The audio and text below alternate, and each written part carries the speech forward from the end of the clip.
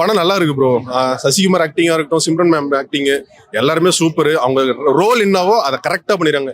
எதுவுமே வந்து over two பண்ணாம கொடுத்த ரோலை கரெக்டா பண்ணிருக்காங்க. அதே மாதிரி டேரக்டருக்கு ஃபர்ஸ்ட் படம் சூப்பரா பண்ணிருக்காரு, செம்மையா ஹேண்டில் பண்ணிருக்காரு. இத்தனைக்கும் எல்லாருமே எக்ஸ்பீரியன்ஸ் ஆர்டிஸ்ட். இவங்க MS பாஸ்கர் முதற்கொண்டு நிறைய பேர் இருக்காங்க. ஆனா எல்லாருக்குமே ஒரு ஸ்கோப் இருக்கு. நம்ம வந்து எந்த கேரக்டருமே வந்து ஒரு கேரக்டர் இருக்கே அப்படின்னு ஒரு எதுக்கு இருக்கு அப்படின்னு ஃபீலே வரல. எல்லா கேரக்டருக்குமே அவர் ஒரு ரைட்டிங் வச்சிருக்காரு. எல்லா கேரக்டருக்கும் அவ்வளவு சூப்பரா எழுதியிருக்காரு அவரு. ப்ரோ கிட்டத்தட்ட ஹியூமனிட்டி அதுதான் ப்ரோ. எல்லாருமே நேசிக்கணும். நம்ம ஒரு நல்லது பண்ணணும் ப்ரோ. பண்ணோம்னா நம்ம அந்த நல்லது நமக்கு திருப்பி வரும். இதுதான் அவர் சொல்றாரு. இதை வந்து ஒரு ரொம்ப அழகாவே சொல்லியிருக்காருன்னு தான் சொல்லணும். இது ரொம்ப வந்து திணிக்கல, எதுவுமே பண்ணல. ரொம்ப அழகா சூப்பரா சொல்லியிருக்காரு. ரைட்டிங் எனக்கு திரும்பி சொல்ல ரைட்டிங் தான். அந்த படத்தோட ரைட்டிங் அவ்வளவு சூப்பரா இருக்கு. அவருக்கு எனக்கு தெரிஞ்சு இந்த பேனருக்கு வந்து இது செகண்ட் படம் நினைக்கிறேன். குட் நைட்டுக்கு அப்புறம் இந்த பேனர் இந்த படம் தான் பண்றாங்க. ஐ திங்க் இந்த பேனர் நம்ம சப்போர்ட் பண்ணணும். இந்த மாதிரி டேரக்டர் நம்ம சப்போர்ட் பண்ணாதான் இந்த மாதிரி நிறைய படம் வரும். ஏன்னா நம்ம வயலன்ஸ்னு ஒரு பக்கம் போகும்போது அது எல்லாருக்கும் பிடிச்சிருக்கு.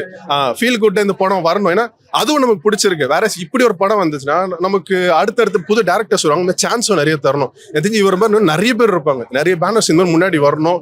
இந்த மாதிரி வந்து சான்ஸ் தரணும்னு தான் சொல்லுவேன்.